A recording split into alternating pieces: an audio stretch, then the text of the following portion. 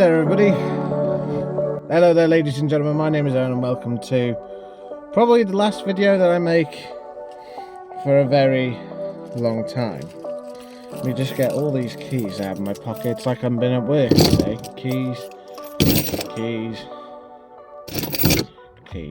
So as you guys already know, I changed jobs about a month and a half ago and I'm now in the motor trade. So I'm selling cars at a garage that's local to me. I'm not going to mention which garage it is for personal reasons. Obviously I don't want anybody bombarding me, but I'm sure you'll find out anyway. But yeah, I'm enjoying the job so far. It's doing something that I've always wanted to do. I'm going to close this door because all I can hear is shouting outside the car. This car's still on axle stands, bearing in mind.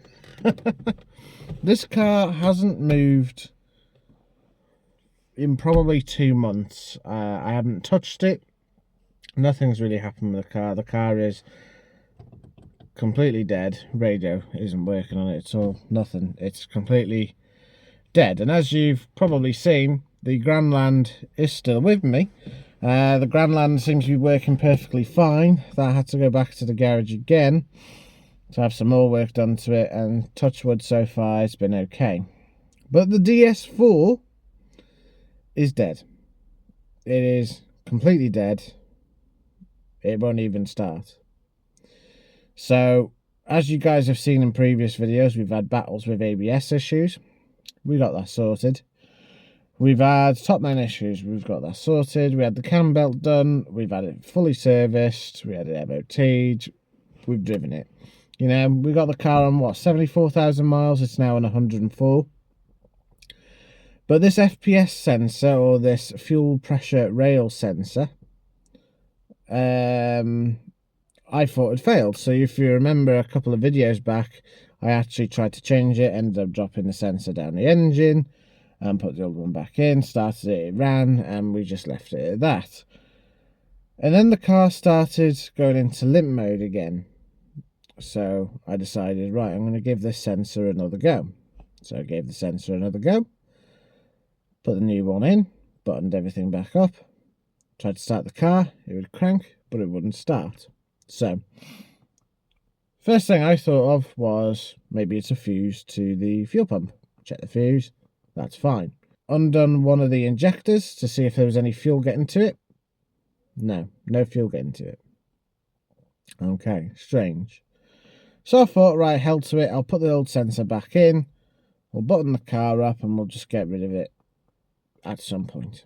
Put the old sensor back in, buttoned everything back up again, went to go start it, crank, no start. Then the battery went flat. So I spent £28 on a battery charger, charged it overnight, battery was full, put it back in, went to crank it, nothing. So I thought, right, okay, next trip is to reset the BSI. Went through all the BSI, reset it completely, went to go and start the car, crank, no start.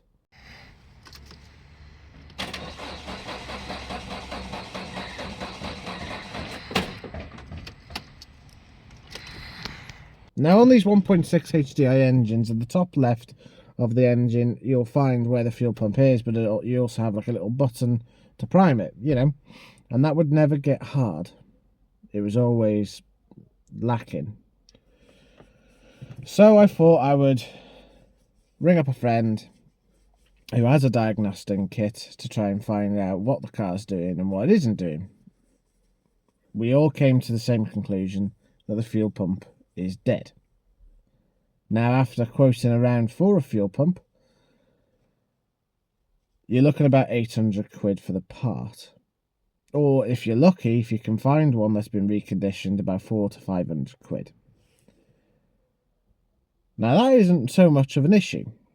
However, we've just had the cam belt done on it a year ago, and because of the way the engines are designed, where the belt stretches, you have to get a new cam belt kit, which is about 200 quid. Plus, I'm not capable of doing a cam belt. nor am I really capable of changing a fuel pump on a car that my child's going to be in. I could give it a damn good going, but I just don't have the time anymore. And this is another reason why my video content is also going to diminish, but also I'm going to stop doing YouTube for a while. And that's because I just don't have the time. If I'm not at work, I'm busy with my family, spending time. Christmas is coming. We're going on holiday at the end of this month. I just don't have the time, unfortunately, to make the content, edit it, and put it out without, obviously, putting tension on my family. I'm not spending time with them type thing. So it's a difficult scenario as a father now to do, especially with the sort of job that I'm in, as well as the things that we do as parents. So yes, the DS4 is dead. We're looking at over £1,000 worth to fix, and that's pending that everything else is fine with the car, which of course it isn't. So the car is still on finance because of an issue we had at the time. If you guys remember back when we had the red Astra, there was an incident that happened. We had to get rid of the car, and we chose the DS4. We've had the DS4 for 2 years, and we were very, very close to getting it all paid off. Now, because we're in a situation where we can't afford to fix it at the minute, and the parts to fix cost more than what the car's worth, we're terminating the car. So the car is getting picked up in a couple of days' time, and that's it. It's going.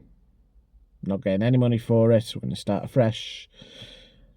We're insured on the Grandland at the minute, and the Grandland's running fine, so we can cope with one car. That's not a problem. But the DS4, it's dead. And that brings us on to the Vectra. The Vectra is also dead in the water at the minute. It's got loads of corrosion, more than what I anticipated when I bought the car. So the chances are this will be probably going as well. When, I don't know. You never know. I might just get round to spending more time on it after the holiday. I might still do stuff with the Vectra, or it's probably going to go. But the first thing to go, sadly, is the DS4. Now, with returning the car and taking it back to the finance company, they're going to evaluate the car, how much it's worth, and how much it's also going to cost to fix. Now that's going to prove that it's going to cost too much to fix for the car for what it's worth. I could, like I say, give it a crack myself, but I don't feel confident. I don't mind doing it on a car like this, like the Vectra, where it's not detriment to us getting to places. I've got time. I don't have to worry about it. If we have 2 working family cars, if the Vectra doesn't work out, it doesn't work out. It's not important. But the other car is. And we've been toying with this idea for a while, since it keeps going into limp mode. Now, with them taking it back, it has to be in good condition. Anything that's broken on it, we would get charged extra for. So, I've been to the scrapyard today, and the fog light that I mentioned quite a few videos ago is broken, but it still works. So, I've gone to try and find some bits for it to fix it up, ready for when it goes, which works out cheaper than us getting charged a brand new price for a brand new fog light, if that makes sense. A brand new fog light from Citroen, that's what the insurance company is going to go to. They're going to go direct to Citroen. You're probably looking at nearly 70 quid, where there's a piece of glass. To fix that glass doesn't really cost much, and if you can find one, usually just nicely, it's given to you. So let's go and have a little look at that. So as you guys probably heard and saw, the battery is flat, but also the car just crank and it won't start. The fog light, I spent a little bit of time this morning getting it fixed. there is now a piece of glass in there, and that looks better. But for today, I need to put everything back here to make it look untouched. I need to put everything back to how it was, which of course is going to be fun, but I'm not doing that on camera in this video. This video is not really a repair video as such. This is just going to be a video of me saying that this, for now, is goodbye. You know, YouTube has been in my life for 11 or so years. And it's been absolutely great making content and enjoying cars and having fun, you know, and also as a hobby for me, you know, with me doing media studies many years ago, making my own content like this has been fun. It's been enjoyable. But now things do change, priorities change, and this is why I've made this decision. It's been a tough decision because, like I say, I've been doing YouTube for many years and I've enjoyed every minute of it. But as us adults get older, you know, friends that you usually do contact with go apart, or we both have commitments that we can't really alter. Not often anyways. So time becomes a problem there too. Obviously this year I've had quite a few health issues, and last year, and that has also added to my problems when it comes to making content and finding time and stuff like that. It just all adds up. It will probably not be forever. I will probably make a return at some point to make videos, but at this point in time, this will be the last video. So I want to say, guys, thank you very much for watching all the videos that I have made. And also, if you want to see what my courtesy car was last time, which also might give you a hint to where I currently work, here's a clip.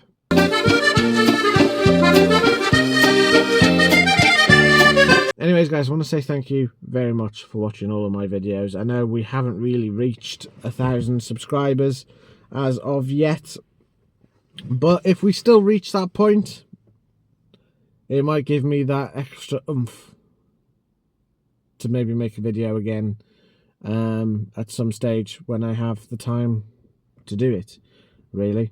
We're at 912 subscribers, I think, at the minute, from today recording this, which is more than I expected anyways. You know, I never thought I'd get anywhere near 1,000 subscribers for a personal channel. When I made my animations channel, I got merely over 6,000 subscribers on that before I packed that one in, due to the amount of time it used to take to make an animation, and also with jobs and everything else that I was doing at the time. But I never thought a personal channel like this would get to 1,000 subscribers. And, you know, I've always said that I'm not really subscriber driven, and I'm not, you know, but seeing the count go up helps on a personal level. It knows and recognises that people watch my channel and like what I do. And at the minute, guys, whether that's going to go up or it's going to go down, I'm not too sure. But will I make a return at some point? Yes, I'd like to think I would. When things are a bit more stabilised and everything's all sorted, it may, I don't know how long it would take, but I think a decent break is needed. And I've had a lot of thought into this, because again, I haven't really been making any videos for around a month anyways, and